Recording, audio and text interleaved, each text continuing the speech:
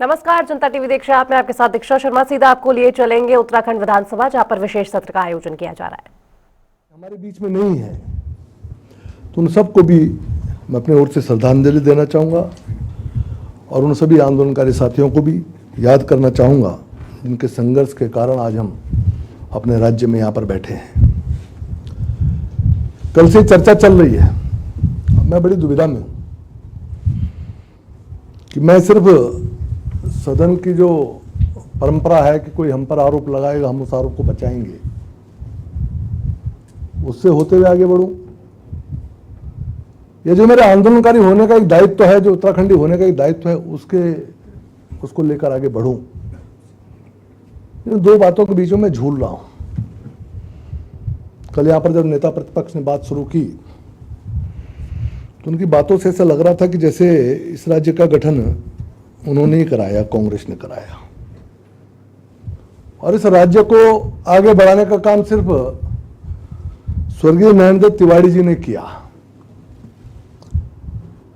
स्वर्गीय नरेंद्र तिवारी जी बड़ी शख्सियत है, बहुत बड़ा नाम है, उनको कुछ कहना तो सूर्य की तरफ थूकने जैसा है कि अपने ऊपर ही गिरेगा।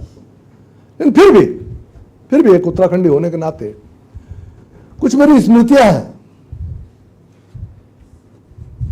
इस आंदोलन में हमने एक नारा दिया था कि असली दोषी कौन है, जो दिल्ली में मौन है। अब कोदा झंगोरा का तो नारा हमने लगाया, कोदा झंगोरा खाएंगे, उत्तराखंड बनाएंगे। उसके पीछे का भाव यह था कि हम चाहे गरीबी में रह लें, हम किसी भी परिस्थिति के लिए तैयार थे, लेकिन हमें अपना राज्य चाहिए था।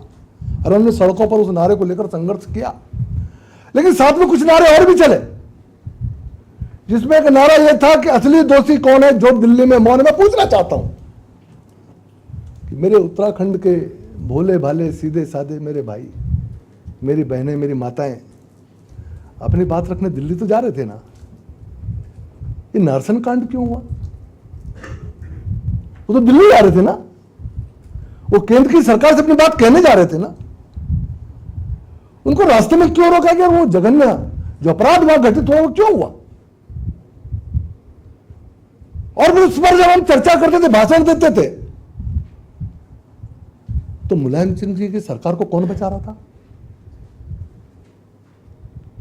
क्या बीती बातें सब निकल जाएंगी क्या? और जब उत्तराखंड की मांग जोर पकड़ रही थी, हम लोग संघर्ष कर रहे थे, किसी ने कहा था कि उत्तराखंड राज्य मेरी छाती पर बनेगा।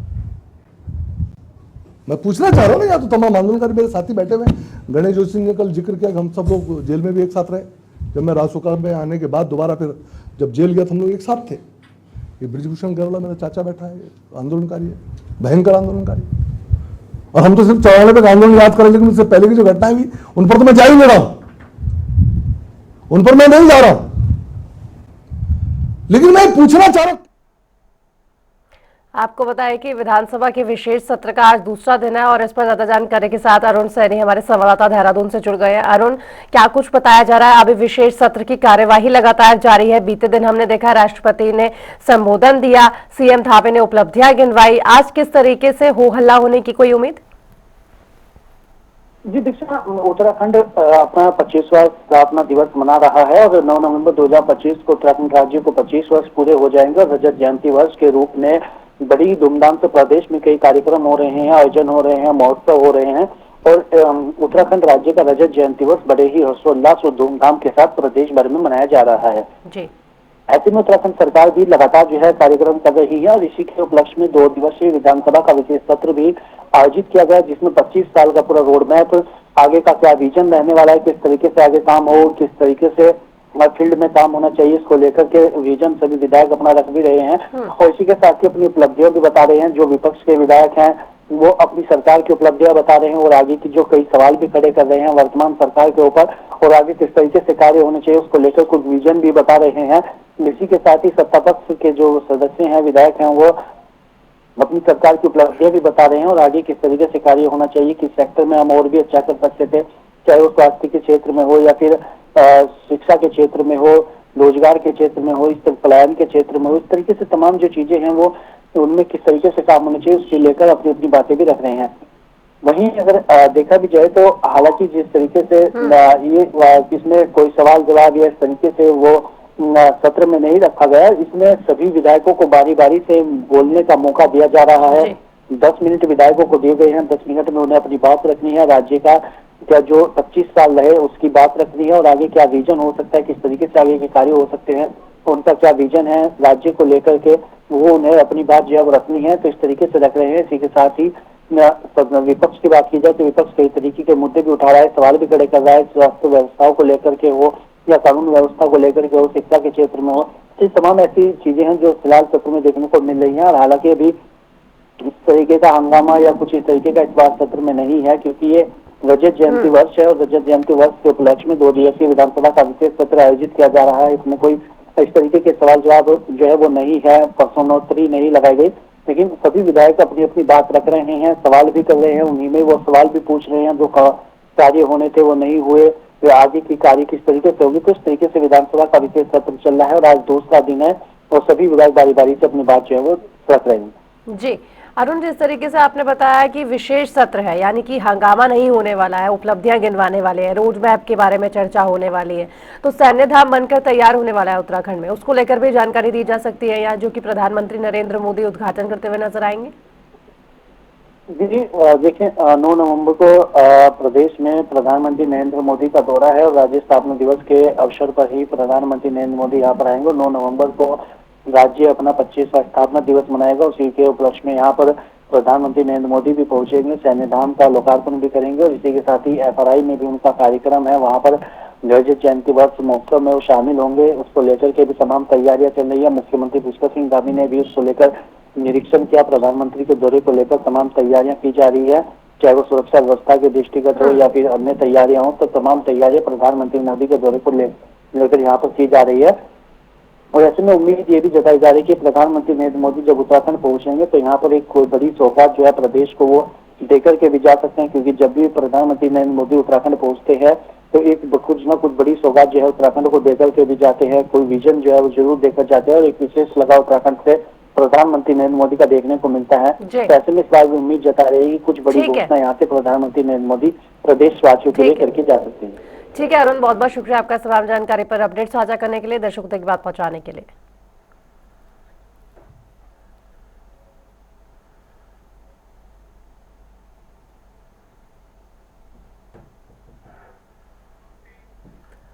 और चलिए सीधा लिए चलेगा आपको बिहार के दरभंगा, जहां पर मुख्यमंत्री योगी आदित्यनाथ भव्य रोड शो में शामिल हुए हैं। और ये तस्वीरें आपको दिखा रहे हैं दरभंगा से मुख्यमंत्री योगी आदित्यनाथ की एनडीए के लिए चुनावी प्रचार प्रसार में पूरी तरीके से नजर आ रहे हैं। भाजपा का सिंबल ये कमल का फूल, ये दिखाता है कि भाजपा चुनावी रण के लिए तैयार है। मुख्यमंत्री योगी आदित्यनाथ के साथ चुनावी रण में उतर गए हैं और एनडीए उम्मीदवार के पक्ष में लगातार वोट की अपील करते हुए नजर आ रहे हैं।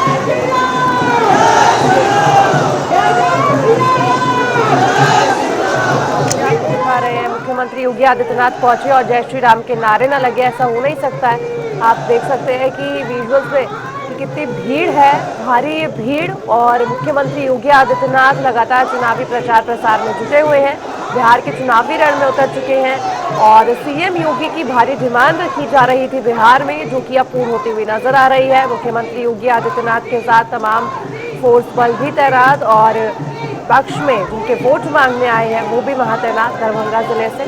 दरभंगा से मुख्यमंत्री योगी आदित्यनाथ की ये लाइव तस्वीरें और भव्य रोड शो की ये तस्वीरें अपने आप में दर्शाती है कि किस तरीके से मुख्यमंत्री योगी आदित्यनाथ की लोकप्रियता है।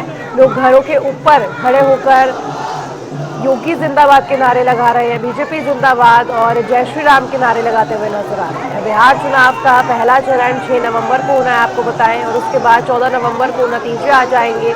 पहले चरण के मतदान 6 नवंबर को होने हैं और जिसको लेकर मुख्यमंत्री योगी आदित्यनाथ लगातार रोड शो कर रहे हैं, जनसभा कर रहे हैं, संबोधन दे रहे हैं बीजेपी के पक्ष में और एनडीए के पक्ष में किस तरीके से वोट आने चाहिए, इसको लेकर भी लगातार मुख्यमंत्री योगी आदित्यनाथ अपना दमखम बिहार में लगाते हुए नजर आ रहे हैं।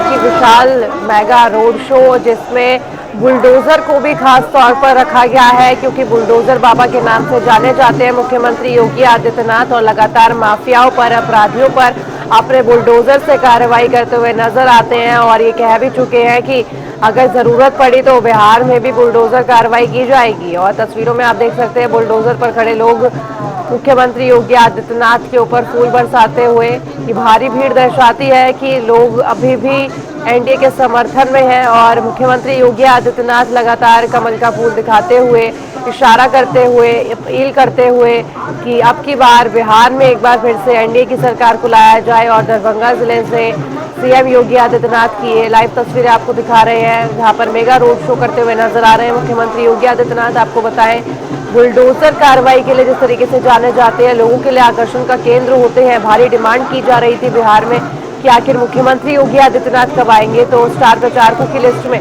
मुख्यमंत्री योगी आदित्यनाथ का नाम देखते ही बिहार वासियों में भी अलग ही उत्साह देखने को मिला, जो कि अब साफ तौर पर भव्य रोड शो में भी देखा जा सकता है। मुख्यमंत्री योगी आदित्यनाथ जो कि आपके व्यक्तित्व और खड़े व्यक्तित्व के लिए जाने जाते हैं, हमेशा खड़े होते हैं, हमेशा जो बोलते हैं सीधा बोलते हैं और अपराधियों और माफियाओं पर किस तरीके से तंज कसते हैं और उनको ढेर करते हैं, ये भी हमसे छिपा नहीं है। उत्तर प्रदेश में जिस तरीके से पहले तक हालात थे, अब उसे सुधारते हुए मुख्यमंत्री योगी आदित्यनाथ ये कह चुके हैं और लालू परिवार पर भी लगातार निशाना साधते हुए नजर आते हैं। हो सकता है कि जब जनसभा को संबोधित करें तो कहीं ना कहीं विपक्ष पर निशाना साधते हुए नजर आए। आपको बताएं कि अभी भी हो सकता है कि मुख्यमंत्री योगी आदित्यनाथ जनसभा को संबोधित करते हुए नजर आए। पहले रोड शो कर रहे हैं और उसके बाद जनसभा को भी संबोधित कर सकते हैं मुख्यमंत्री योगी आदित्यनाथ, क्योंकि मुख्यमंत्री योगी आदित्यनाथ के लिए ये महत्वपूर्ण हो जाता है बीजेपी के पक्ष में वोटों की अपील करना। बिहार विधानसभा चुनाव वाकई नजदीक है और ऐसे में मुख्यमंत्री योगी आदित्यनाथ लगातार प्रचार प्रसार में जुटे हुए हैं और आज दरभंगा में पहुंचे हैं जहां पर भव्य रोड शो में बड़ी मात्रा में लोगों को देखा जा सकता है और लोग लगातार मोदी जिंदाबाद और योगी जिंदाबाद के नारे लगाते हुए नजर आ रहे हैं।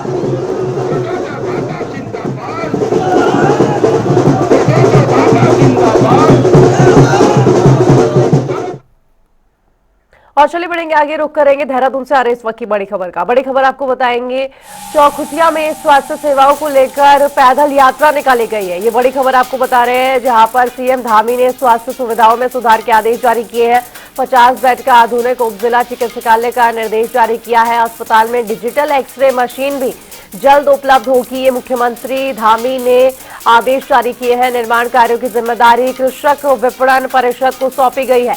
चौखुटिया की स्वास्थ्य सेवाओं में बड़ा सुधार होगा, सीएम धामी का बड़ा ऐलान, बड़ा फैसला, या फिर यूं कहिए कि बड़ा आदेश। क्षेत्रवासियों ने सीएम के फैसले का आभार भी जताया है। आपको बताएं कि देहरादून में लगातार स्वास्थ्य संबंधी सेवाओं को लेकर सवाल खड़े किए जा रहे थे, जहां अब मुख्यमंत्री पुष्कर सिंह धामी ने आदेश जारी किए हैं।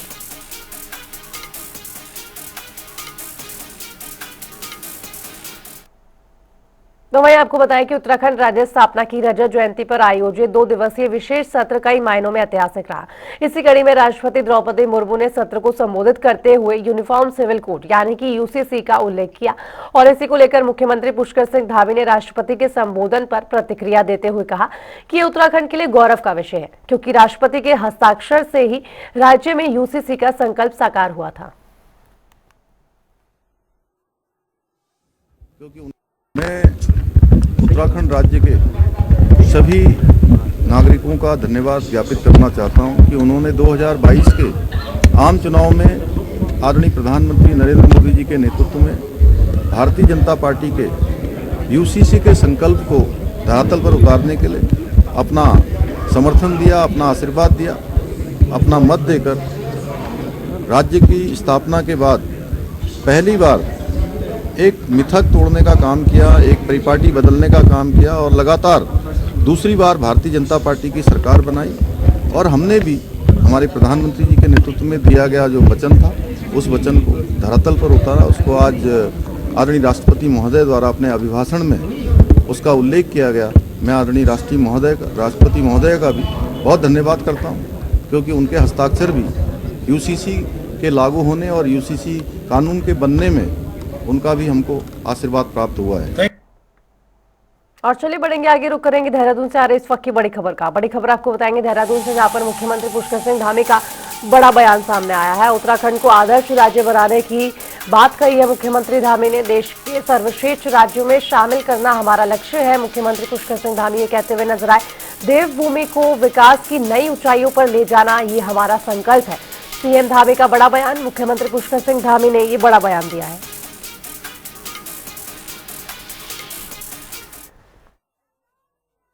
वाले वर्षों में उत्तराखंड हमारा देश का एक आदर्श राज्य बने, देश के सर्वश्रेष्ठ राज्यों में से एक राज्य बने।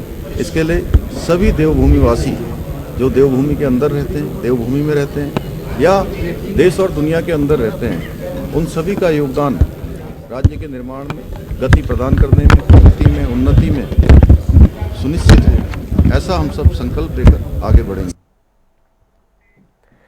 तो वही आपको बताया कि 4 धाम की भूमि कहे जाने वाले उत्तराखंड में शीघ्र ही 5वें धाम यानी कि सैन्य धाम की स्थापना भी होने वाली है। वहीं राज्यसभा सांसद नरेश बंसल का कहना है कि उत्तराखंड जिस प्रकार से तीर्थों की भूमि है, उसी तरह वीरों की भूमि भी है और इसी के चलते प्रदेश के औसत हर घर और परिवार से एक नौजवान सेना में शामिल होकर देश की सेवा और सीमा पर तैनात होकर मातृभूमि की रक्षा करता है।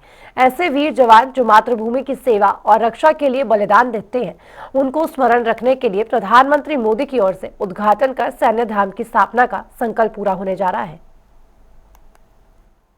जिस प्रकार से तीर्थाटन के क्षेत्र में उत्तराखंड 4 धाम और हेमकुंड साहिब को लेकर गौरवान्वित है, यहाँ पर ये तीर्थाटन की भूमि है, तीर्थों की भूमि है, उसी प्रकार से ये एक वीर भूमि भी है और वीरता के नाम पर यहाँ पर प्रत्येक लगभग औसत परिवार से एक व्यक्ति सेना में है, सीमाओं की रक्षा करता है, मातृभूमि के लिए अपना बलिदान देता है। तो ऐसा उनकी स्मृति में जिन्होंने देश की रक्षा में अपना बलिदान दिया है, यहाँ पर 5वां धाम सैन्य धाम बनाने का संकल्प हुआ है। मुझे लगता है कि वो पूरा हो जाएगा और माननीय प्रधानमंत्री जी के द्वारा उसका उद्घाटन होने की संभावना है।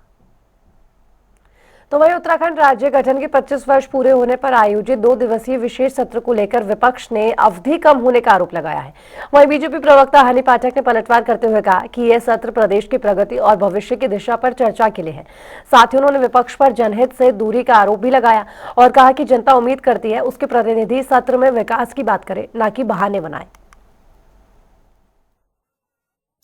देखिए, ऐसा है, सुबह की खूबसूरती का एहसास उसी को होता है जो वक्त पर जाग जाए, और विपक्ष कभी भी वक्त पर जाग नहीं रहा है कि उत्तराखंड की प्रगति के लिए जो ये सत्र आहूत किए जाते हैं उसमें हमारी वो जनता जो हमें जिताकर सत्ता में बैठाती है, वो एक दृष्टि रखती है कि हमारे से जुड़े सवालों का जवाब इस सत्र में दिया जाएगा। जनप्रतिनिधि हमारी बात को सत्र के दौरान रखेंगे। लेकिन अगर आप पूरा देखें जो विपक्ष का लगातार कार्य रहा है, तो गैरसैंण में भी जब सत्र आहूत किया गया, मार टेबल तोड़ी गई, बेल पे जाके उछलना शुरू कर दिया उन्होंने, बेल के अंदर घुसने का कार्य किया। विधानसभा सत्र जब होता है गैरसैंण में, तो ये वहां पे रजाई और कंबल लेके सोने के लिए जाते हैं।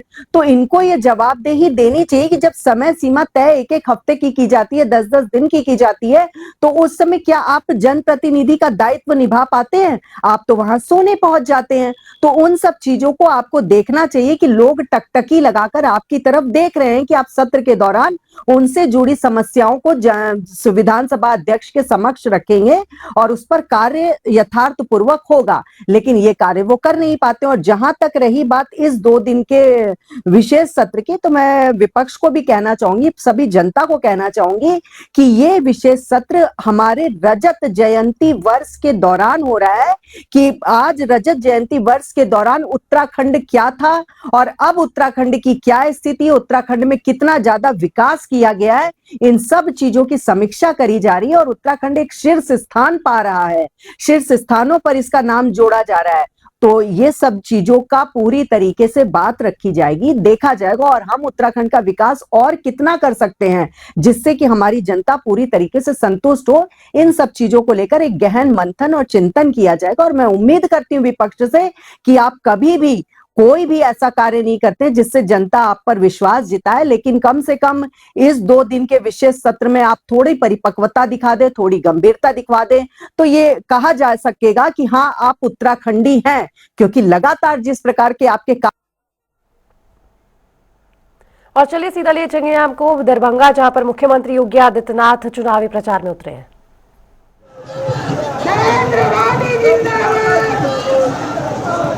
आदित्यनाथ योगी जिंदाबाद, सेवा माई जी, माता जानकी जी, जय जय श्री राम, जय जय श्री राम। योगी आदित्यनाथ जिंदाबाद, योगी आदित्यनाथ जिंदाबाद, बुलडोजर बाबा जिंदाबाद, बुलडोजर बाबा जिंदाबाद, नरेंद्र मोदी जिंदाबाद, नरेंद्र मोदी जिंदाबाद, एनडीए गठबंधन जिंदाबाद, भारत माता की, भारत माता की,